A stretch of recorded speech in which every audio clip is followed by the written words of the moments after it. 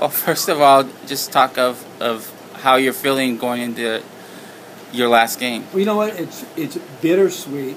It's the last week. I'm not looking forward to it ending, but everything's got to come to an end. And my baseball career at Nogales High School will end after the playoffs, and I'm perfectly okay with that. Will I coach baseball again? I hope so. Will I coach baseball, high school baseball again? Possibly, or something else. But it's been a wonderful journey.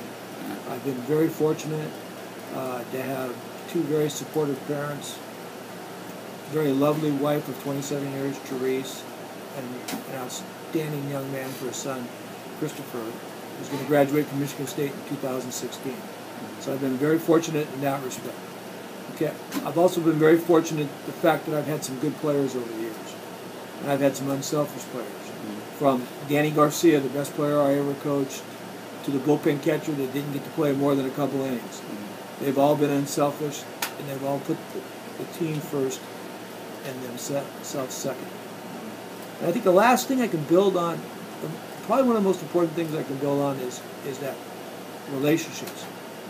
Over the course of this 37 years, I built a lot of relationships. And those relationships were during good times, during bad times. They were all positive. Whether they be with the players or they be with my coaches. I've had several outstanding coaches, and they've all contributed in some way. Tim Ward, he was an assistant coach, he's assistant superintendent. Chris Conlon's a head coach at University. Paul Togneri's a head coach at Ventura. Rich Roth's an assistant principal.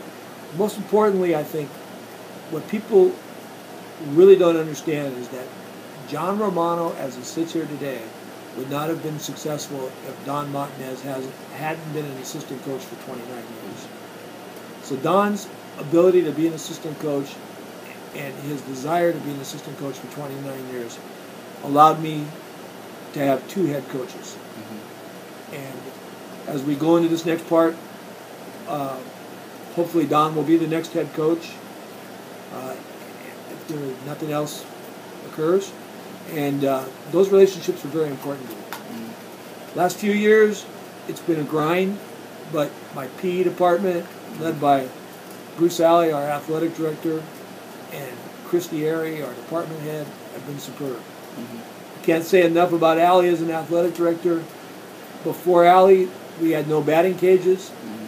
He got the batting cages built. He knew baseball was important in this community, and he made it important at the school. Before Bruce Alley, it was a football school. It was a basketball school. And we didn't have the facilities.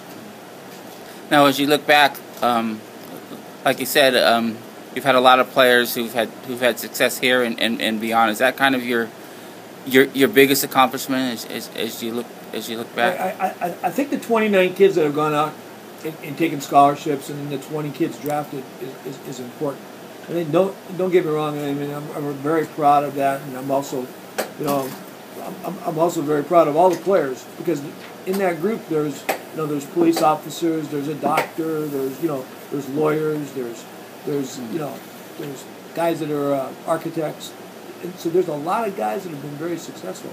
So that is what I'm most proud of, that most of the guys have become successful in their life. Okay. You said Danny Garcia was the best player you ever coached. Unquestionably. When people think of you and they think of Nogales baseball, they think of Cecil Fielder, and what he accomplished later in life. I can expand on that. Yeah. Cecil and me are going to be attached at the hip the rest of our life.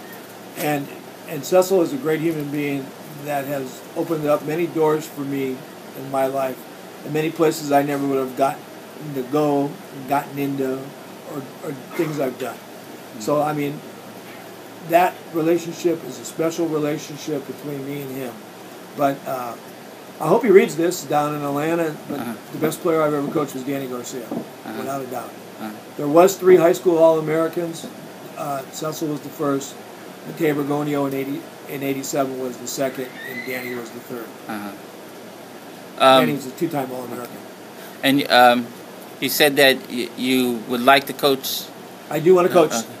I do want to coach again, Uh-huh. if that's possible.